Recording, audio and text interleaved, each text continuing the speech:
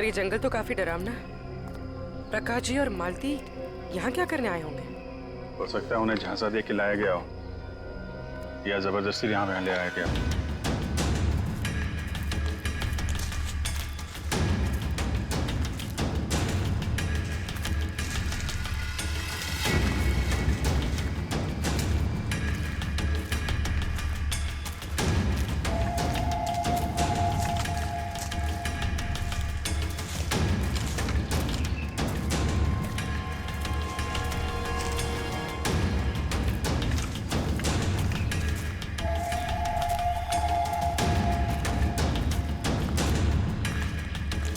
एक मिनट अभिजीत,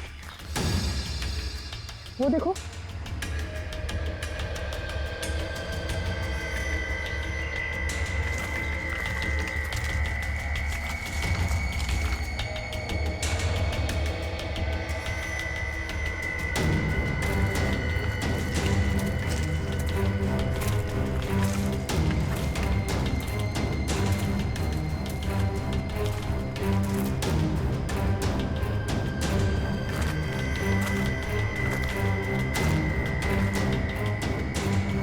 इतने सारे कपड़े, ये जूते,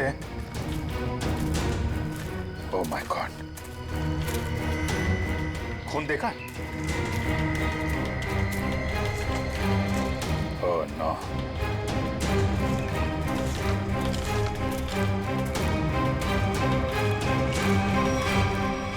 ये खोपड़ियां, ये हड्डियां, ये जंगल के अंदर चल क्या रहा है?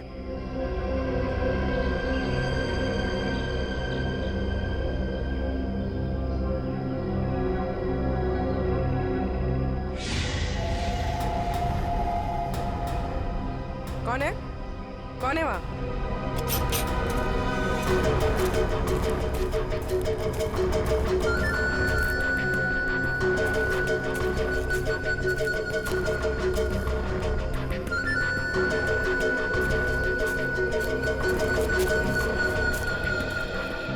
क्या हुआ? वहां तो कोई नहीं है सर। सर वहाँ पे कुछ था सर।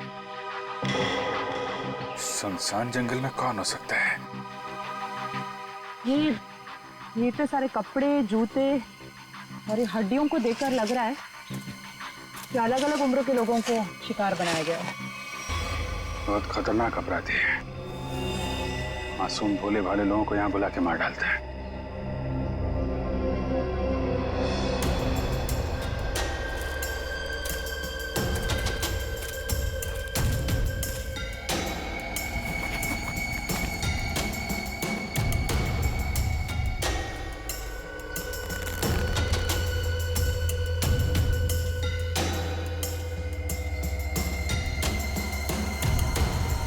प्रकाश जी कब आ गई है? ये अपनी बीवी बच्चों की फोटो लेके यहाँ पे क्यों आए थे?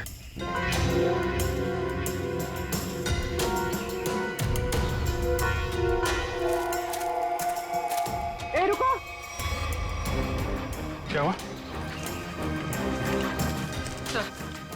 सर वहाँ पर कुछ अजीब सा था सर। गाड़ी की आवाज सर। सर जंगल में कोई आया है। तुम लोग देखो जरा जाके।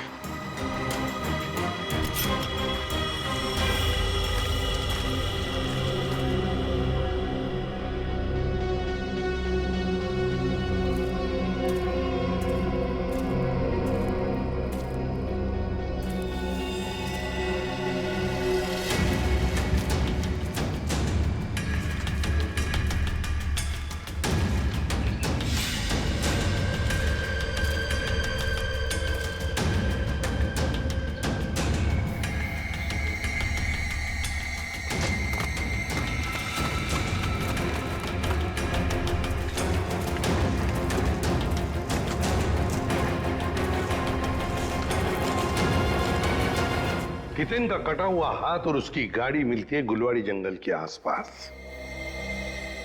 समझ में नहीं आ रहा है, पता नहीं क्यों सचिन, मुझे ऐसे लग रहा है कि हितेन का केस, मालती का केस और प्रकाश जी का केस, इन तीनों केसेस का आपस में कोई ना कोई संबंध है, कोई ना कोई संबंध है। सर प्रकाश जी और मालती के बारे में कुछ और पता चला है। क्या? सर ठीक हितेन की तरह ही प्रकाश जी और मालती दोनों कर्जे में थे। प्रकाश जी के बेटे को 5 लाख रुपए देने थे और मालती जी का घर गिरवी रखा था। सर दोनों के गायब होते ही इन दोनों का कर्जा किसी ने चुका दिया। हितेन भी कर्जे में था, मालती भी कर्जे में थी, प्रकाश जी भी कर्जे में थे।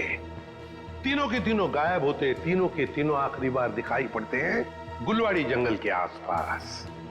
काम करते हैं उस लाइन पर, गुलवाड़ी जंगल के लाइन पर जितने भी ऑटो रिक्शा वाले और टैक्सी वाले धंधा करते हैं सबको यहां लेकर आते हैं। साहब हम लोगों को क्यों बुलाया? इसलिए बुलाया है कि हमें तुम लोगों की मदद चाहिए। हम क्या मदद कर सकते हैं साहब आपकी? देखो, खैर गांव से गुलवाड़ी के जंगल के रास्ते पर तुम लोग अपनी अपनी गाड़ियां चलाते हो, है ना? साहब टैक्सी तो पूरे शहर में घूमती है। हाँ, लेकिन सारी टैक्सियां गुलवाड़ी भी नहीं जाती। सिर्फ वही गुलवाड़ी जाती है जो खैर गांव से होकर जाती है। हाँ साहब, गुलवाड़ी पर आकर तो रास्ता ही खत्म हो जाता है, उसके बाद तो घना जंगल आता है साहब। बस तो उसी जंगल के बारे में हम लोग जानना चाहते हैं।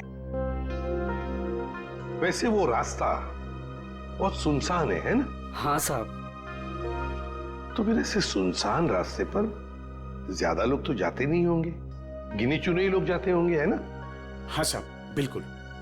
तो एक बात बताओ, पिछले 2-3 महीनों में क्या तुम लोग किसी पैसेंजर्स को उस रास्ते पर लेके गए थे? याद करो। हाँ साहब, मुझे याद है साहब। मैंने पिछले 3 महीनों में उस रास्ते पर 2 अलग-अलग लोगों को छोड़ा है। मैंने भी एक सवारी को छोड़ा था साहब पिछले महीने। साहब पिछले महीने मैंने भी एक सवारी छोड़ी थी, वो एक आदमी था। तो क्या उन लोगों के चेहरे याद आ रहे तुमको? साहब चेहरा तो नहीं याद, पर उसकी बातें जरूर याद है। बहुत परेशान था वो, किसी से फोन पे कह रहा था कि मैं आ रहा हूँ, कुछ परेशानी तो नहीं होगी ना? साहब मुझे याद आया, मालती जी के अलावा मैंने एक लड़की को भी छोड़ा था और वो लड़की पूरे रास्ते रोती रही। साहब मुझे तो लगता है कि वो लड़की घर छोड़कर भाग कर आई थी। हाँ साहब, और गुलवाड़ी के रास्ते पर उतर गई वो। मैंने अपने सवारी से बोला था यहाँ पर ऑटो और टैक्सी नहीं मिलेगा साहब, पर उसने कोई जवाब ही नहीं दिया। सर ये तो बिल्कुल प्रकाश और मालती के केसेस जैसा है। हाँ श्रेया, ये तीनों के तीनों केसेस एक जैसे ही हैं और जरूर और भी ऐसे केसेस होंगे। लेकिन हितेन, प्रकाश और मालती, इन तीनों के जिसने भी कर्जा चुकाया है उसी ने इन तीनों को गायब भी किया है। समझ में नहीं आ रहा है ये सब करने के पीछे ये खोने का मकसद क्या है? मकसद तो पता नहीं अभिजीत, लेकिन इतना जरूर कह सकती हूँ कि ये एक हॉट ब्लडेड मर्डर है। सोचा समझा किया गया अपराध जो किसी पढ़े लिखे आदमी ने किया है। पढ़े लिखे आदमी?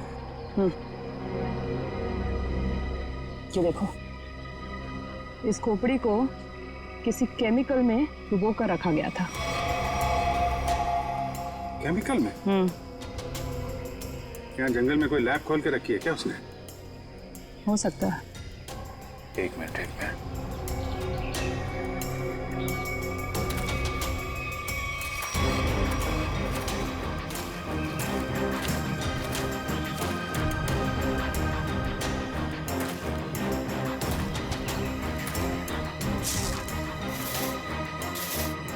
ये देखा? जंगल में पाइप कैसे आ गई? लेकिन नक्शा में तो कोई पाइप वगैरह नहीं थी। वही तो, कहीं ये पाइप भी उन अपराधियों ने तो नहीं लगाई है? काटो जरा। राहुल और जैम, आज मैं इतना खुश हूं कि मेरे पास शब्द नहीं है बताने के लिए। अरे भाई 6 साल के बाद अपने दोनों बेटों को एक साथ देखने का एक बाप को जो खुशी होती है ना, तुम उसका अंदाजा भी नहीं लगा सकते। बाबूजी, राहुल, जय, जल्दी आइए, खाना तैयार है। आप लोग भी प्लीज आइए। आओ बेटा, जल्दी आओ, खाना तैयार है। हाँ भाई, मेरे मिक्की माउस। क्या खाएंगे गुड़िया? मिक्की बेटा आप क्यों? ये हलवा लीजिए ना, नीता ने खास आपके लिए ही तो बनाया है, लीजिए। अरे वाह। तो बेटा मिक्की, भूख लगी है ना? वाह, क्या स्वादिष्ट हलवा है, मजा आ गया। बाबूजी, आज शिल्पा ने खाने में बहुत ज्यादा प्यार डाला है, इसीलिए खाना इतना टेस्टी लग रहा है सबको।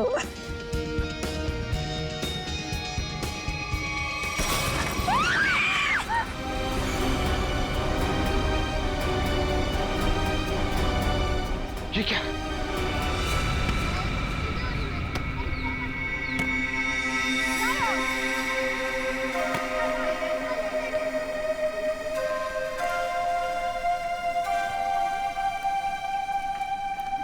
अरे प्रकाश अंकल, आप यहाँ?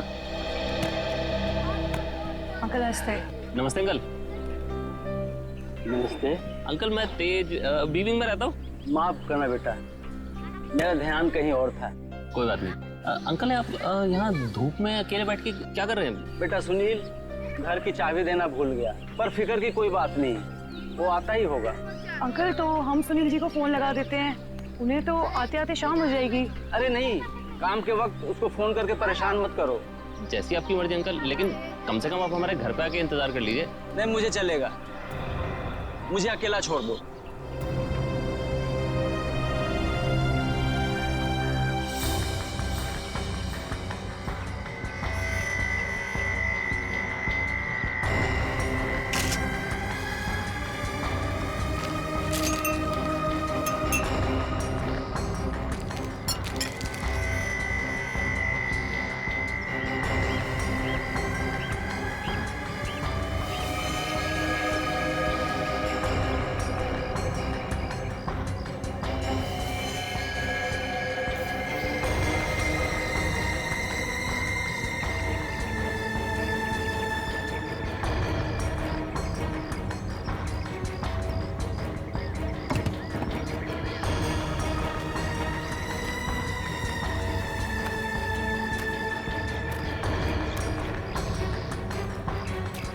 एक बात बताइए जी, आप सब लोग यहाँ पर खाना खाने बैठे थे, है ना?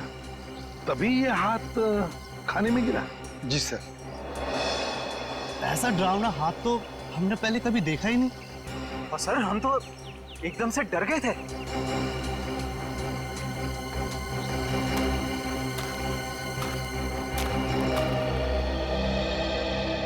सर, आपने हाथ तो देखा ही ना सर, गला नहीं है लेकिन खून पूरी तरह से सूख चुका है। बहुत बुरी हालत से काटा है ये हाथ। अगर ये हालत इस हाथ की है, वही सोच रहा हूँ जिसका ये हाथ काटा गया है उसके और शरीर के हिस्से का किया होगा। सर, क्या ये हाथ देख के हम पता नहीं लगा सकते कि ये आदमी का हाथ है या किसी औरत का हाथ है? ये तो सारुण के बताएगा, उसका काम है।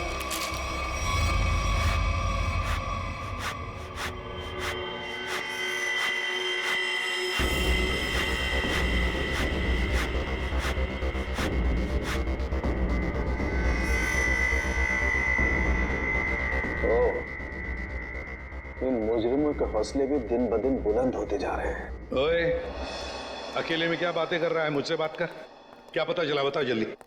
बस जिस किसी का भी हाथ है उसका डीएनए मरने वाले की कहानी पुकार पुकार कर बता रहा है। ऐसी क्या कहानी बता रहा है सर? सचिन, जिस किसी का ये हाथ है उसकी उम्र 40 से 45 साल की है। और बॉस, इसके साथ जो कुछ हुआ है उसे सोच करके भी रोंगटे खड़े हो जाते हैं।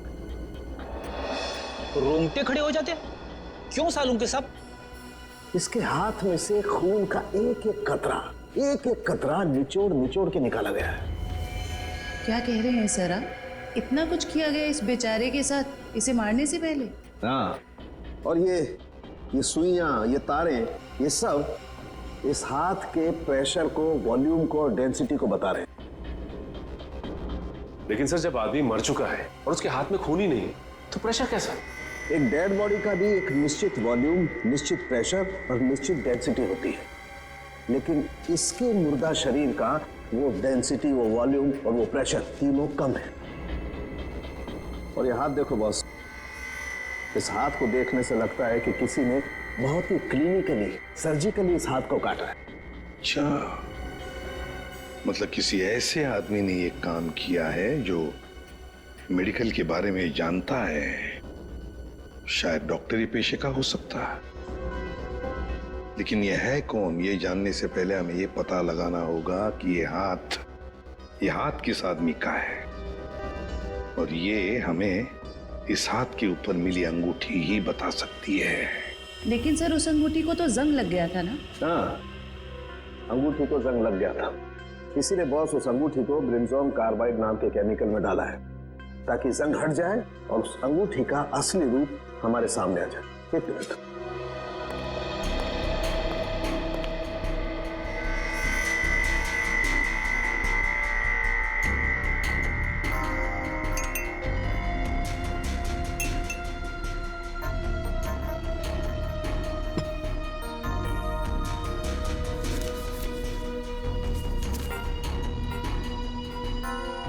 ये देखो बॉस,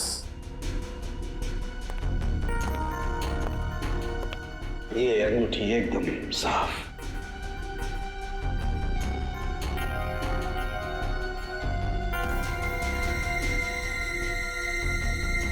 ये क्या है?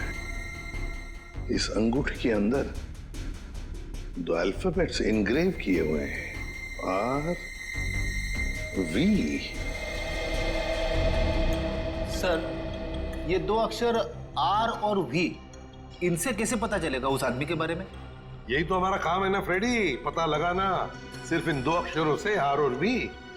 फ्रेडी, इससे भी छोटे सुराग से हमें पता चल सकता है मुजरिम कौन है। सर, हो सकता है ये आरवी मरने वाले के नाम का इनिशियल हो सकते हैं। और सचिन, ये भी हो सकता है कि वो इनिशियल्स आर वी पत्नी के भी हो। वो अंगूठी शायद शादी की अंगूठी हो।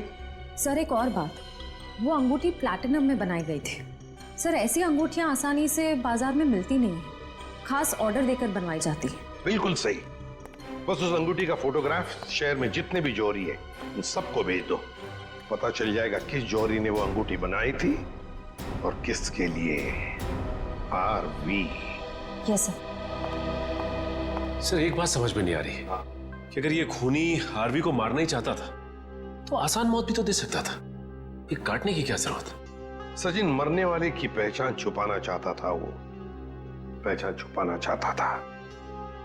सर आपसे मिलने कुछ लोग आए हैं और वो कह रहे हैं कि अर्जेंट है। बुलाओ। आइए। नमस्ते सर। आइए, बताइए क्या बात है? सर, एक बहुत ही बड़ी मुसीबत आ गई है, बस आप ही हैं जो हमारी मदद कर सकते हैं। मुसीबत? कैसी मुसीबत? सर हम लोग मोतीलाल नगर की रोज सोसाइटी से आए हैं। हमारे बिल्डिंग में एक बुजुर्ग रहते थे, प्रकाश जी। रहते थे मतलब? क्या आप नहीं रहते? सर कल तक तो थे, सोसाइटी के पार्क पे बैठे हुए देखा था हमने उन्हें, बोरिया बिस्तर बांध के बैठे थे। तो आप लोगों ने जाकर उनसे पूछा नहीं कि क्या बात है, क्या तकलीफ है, हैं? पता नहीं सर, हमने उनसे पूछा तो कुछ अजीब सा बड़बड़ाने लगे। सर उनके बाहर बैठने की कुछ ना कुछ वजह जरूर है। क्या वजह हो सकती है? सर, उनका सौतेला बेटा सुनील बहुत ही ज्यादा बदतमीज और झगड़ालू किस्म का इंसान है वो। सर हमें लगता है उसी ने ही सामान सहित अपने पिता को घर से बाहर निकाल दिया है। पता नहीं कहाँ होंगे वो। हो सकता है वो अपने ही घर वापस चले गए हों। घर में चेक किया आपने? हम लोग गए थे वहां पे, वो वहां नहीं थे और हमने सुनील से पूछा तो उसने बोला कि उसे पता नहीं है। सर, उससे उनकी कोई परवाह नहीं है। सुनील? हेलो? हाँ? कहाँ पे? एक मिनट, आप क्या नाम बताया आपने? मालती? ठीक है, देखिए आप लोग चिंता मत कीजिए, आप सिर्फ उनकी फोटो भिजवाइए हमें, हम देखते हैं। सर, मालती नाम की हाउसवाइफ इंदिरा नगर से गायब है सर। इंदिरा नगर से मालती और मोतीलाल नगर से एक बुजुर्ग, दोनों के दोनों गायब है। इन दोनों के घर जाना पड़ेगा, पूछताछ करनी पड़ेगी। सर, हमने मिस्टर सुनील का घर अच्छे से चेक किया। प्रकाश जी नहीं है वहाँ पे और ना ही कोई ऐसा सुराग मिला है जिससे प्रकाश जी के बारे में कुछ पता चल सके। सर मैंने कहा था ना कि मुझे कुछ नहीं पता कि वो कहाँ चले गए। प्रकाश जी तुम्हारे सौतेले पिता थे, तुम्हारे उनके साथ अक्सर झगड़े हुआ करते थे, है ना? क्यों? सर झगड़े होते थे, पर किस घर में झगड़े नहीं होते? इसमें सौतेली वाली बात कहाँ से आ गई सर? सगे बाप बेटों में भी तो झगड़ा होता है ना। मैंने उन्हें हमेशा सगे से ज्यादा समझा। अगर इतना प्यार था तो फिर उन्हें बाहर क्यों छोड़ दिया? सर उन पे घर की डुप्लीकेट चाबी थी, चाहते तो घर में बैठ सकते थे। सर मुझे तो लगता है कि इन दोनों ने मजबूर किया होगा उन्हें घर छोड़ने के लिए। ये आप क्या कह रहे हैं सर? हम ऐसा क्यों करेंगे? सर आपको क्या लगता है मैं अपने पापा के साथ कुछ गलत करूंगा? सर मेरे पापा को ढूंढ के ला दीजिए सर। हाँ, प्रकाश जी को तो हम ढूंढ कर निकालेंगे ही निकालेंगे, वो तो हमारा फर्ज है। लेकिन एक बात याद रखना, अगर पता चला तुम लोगों ने अपने पिताजी के साथ कोई गैर बर्ताव किया है तो अच्छा नहीं होगा, समझे?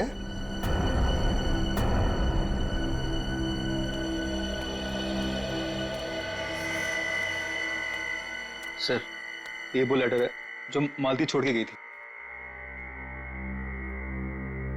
जरा बच्चों को अंदर लेके जाओ।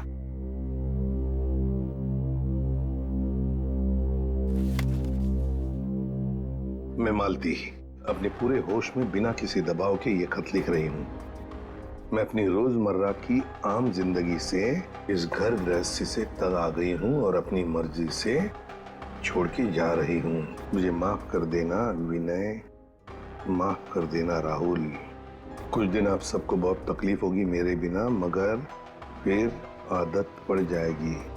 मेरे वापस आने की उम्मीद मत रखना, हमारा साथ यहीं तक ही था। मालती।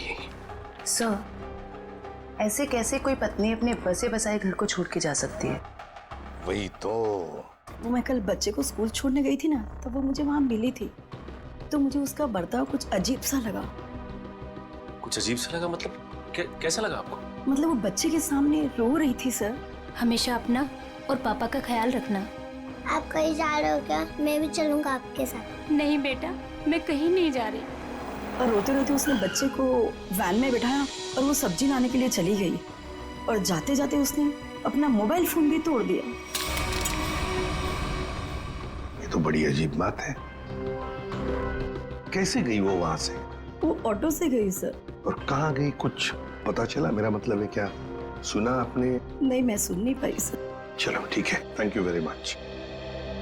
सचिन, मोतीलाल नगर और इंदिरा नगर के जितने भी रिक्शा वाले हैं उन सबको प्रकाश जी और मालती के फोटोग्राफ्स दिखाओ।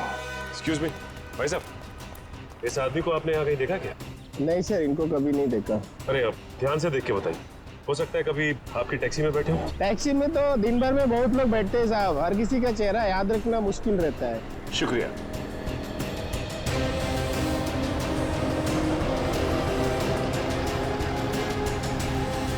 भाई साहब, आप देखिए इन्हें, कहीं देखा है आपने? इस बुजुर्ग आदमी को तो मैंने पिंजर की खाड़ी के पास छोड़ा था। पिंजर की खाड़ी?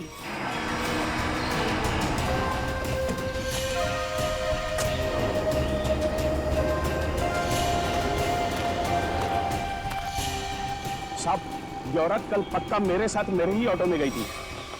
अरे मैडम, यहाँ इस सुनसान जगह पे कहाँ रुकवा दिया ऑटो? आगे सारा जंगल ही जंगल है। और साहब एक और बात बताऊं, वो औरत ना मुझे बड़ी अजीब सी लग रही थी साहब। पूरे रास्ते रोती हुई गई और मोटी डोंगरी की गुफा के पास इसने मेरी ऑटो रुकवाई और उतर के चली गई। मैंने कहा भी कि मैडम अपने बाकी के पैसे तो लेते जाइए, लेकिन उसने पीछे मुड़कर देखा ही नहीं, बस जंगलों की तरफ बढ़ती चली गई साहब। जी सर। अरे जयवंती जरा देखो, देखो जरा ये टैब में, मोटी डूंगी की गुफा और पिंजर की खाड़ी। सर, ये दोनों इलाके तो कुलवाड़ी के जंगलों के आसपास हैं। काफी सुनसान इलाका लग रहा है सर। हाँ, इस इलाके में 20 किलोमीटर तो जंगल ही जंगल है, लेकिन ये दोनों ऐसे घने जंगल में उतरे क्यों? निखिल, गाड़ी की आवाज उसी वक्त आई जब हम जंगल में थे। ये कोई संयोग नहीं है। मतलब मुजरिम को भनक लग गई थी हमारे जंगल में आने की। भले ही भनक लग गई हो, लेकिन हमारे हाथों से बचेंगे नहीं हमको।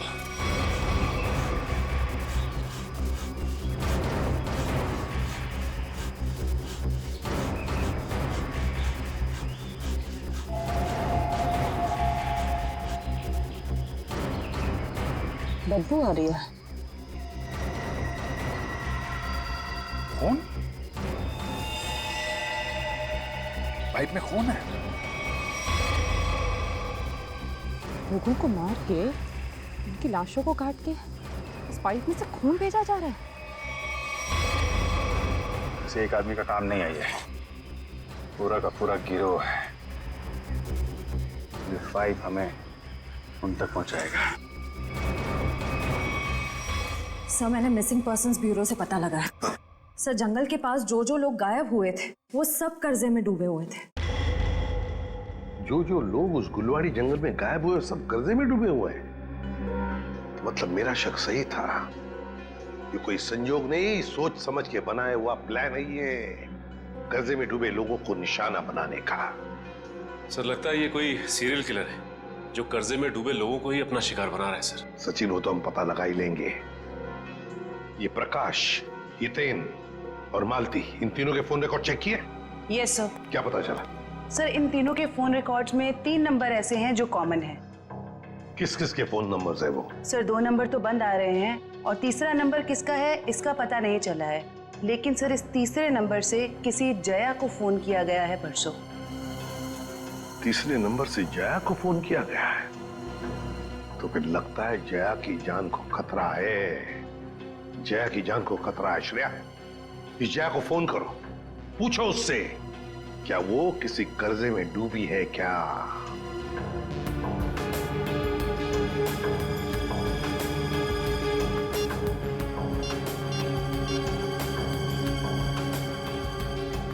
जया? निखिल, ये देखो टायर के निशान। टायर के निशान? अगर टायर के निशान यहाँ है तो गाड़ी भी कहीं आसपास होनी चाहिए।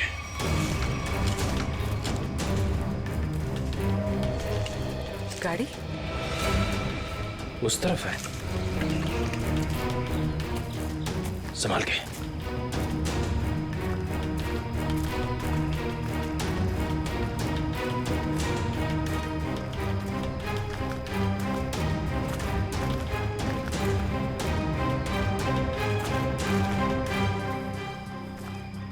यहाँ तो आसपास कोई नहीं है।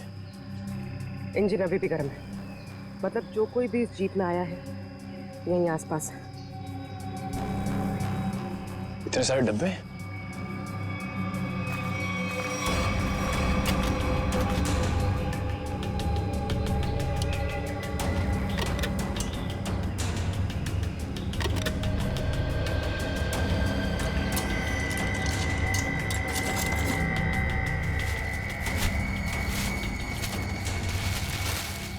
ये तो अस्पताल का सामान है। यहाँ इस जंगल के बीच क्या कर रहा है? वही तो।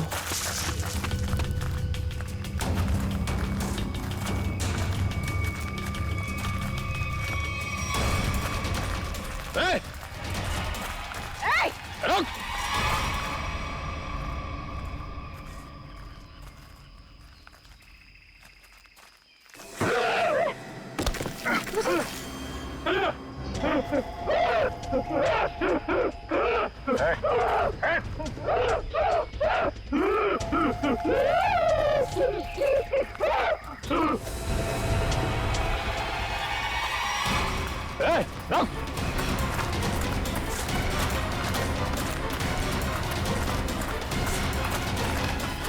देखो क्या है, क्या बात है? तो बोलो, क्या बोलना चाहते हो? कहीं से नहीं तो नहीं मारा। नहीं, इसकी दिमागी हालत देख के तो नहीं लगता ये। देखो, ठीक है, तुम जाओ यहाँ से अभी। चलो।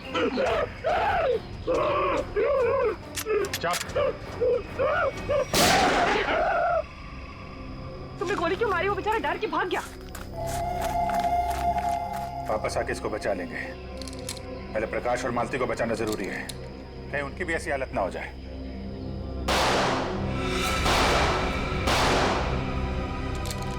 गोली की आवाज? कहीं निखिला पूरी मुसीबत में तो नहीं? लेकिन उन्हें ढूंढेंगे कैसे अभी? जिधर से गोली की आवाज आई है उधर। देखो प्लीज, जब तक मुझे पैसे नहीं मिलेंगे तुम फोन पे ही रहना।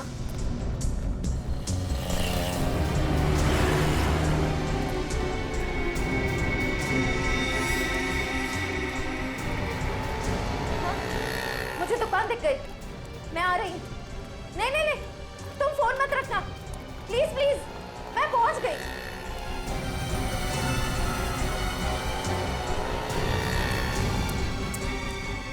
भाई साहब वो मिट्टी का तेल दो ना।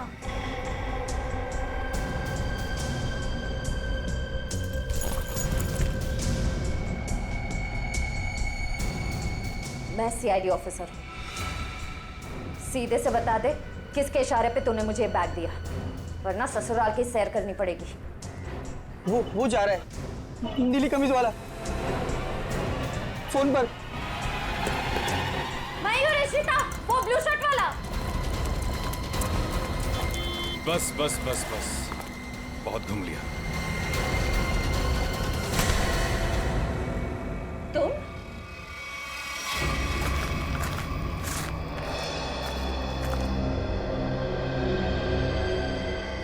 घसीटने के निशान।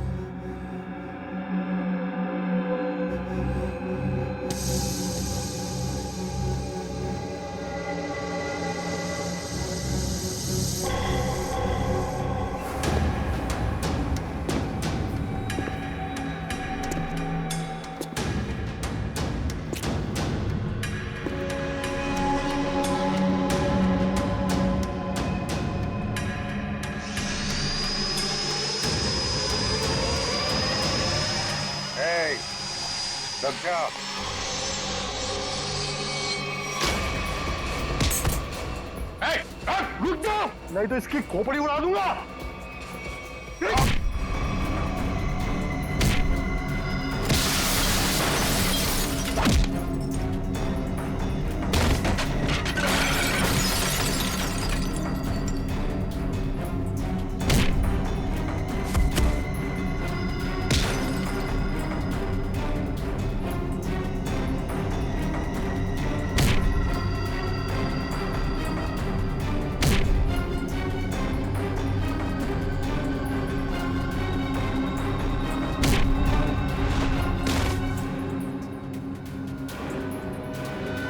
कि बस लगी तो नहीं?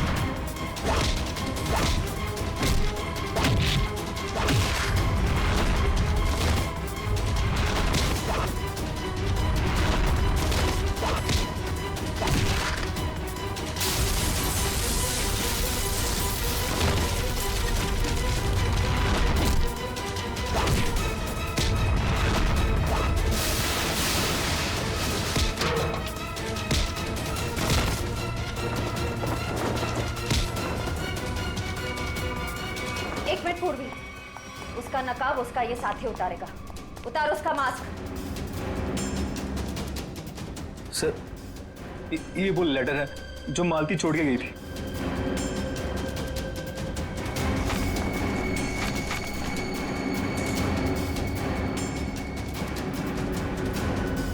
आप क्या कह रहे हैं सर? हम ऐसा क्यों करेंगे? पैसों की लालच में तुम इतनी गिर गई, तुमने इंसानियत को शर्मसार कर दिया। यहाँ तक कि अपने पिता समान ससुर तक को नहीं छोड़ा तुमने।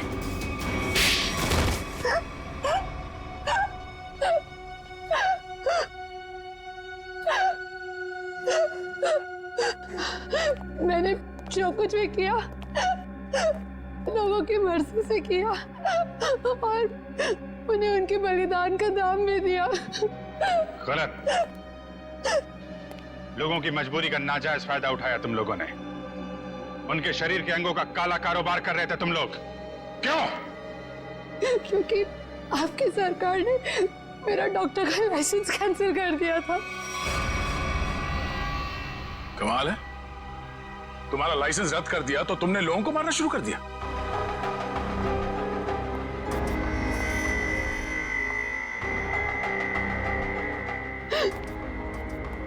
तुम्हारे आड़े टेढ़े एक्सपेरिमेंट ने यह हाल कर दिया लोगों का। शर्म आनी चाहिए तुम दोनों को। इतना नीचे गिर गए कि अपने घर वालों को तक नहीं छोड़ा तुम लोगों ने। क्या करते सर, विदेशी ग्रुप से पैसा ले चुके थे हम, और जो अंग उन्हें चाहिए थे वो हमारे पास नहीं थे, इसलिए सोचा घर वाले ही सही। बड़े बड़े मुजरिम देखे हमने, मगर तुम लोगों जैसे घटिया सोच वाले लोग आज तक नहीं देखा। बीमार हो तुम लोग, इस समाज में रहने लायक नहीं हो। किस्मत अच्छी हुई तो जिंदगी भर जेल में सड़ोगे, वरना आसार तो यही है कि अदालत फांसी देगी तुम्हें। ले जाओ इन्हें। चल।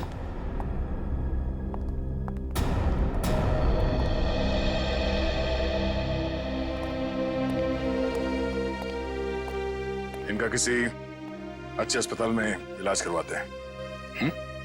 चल।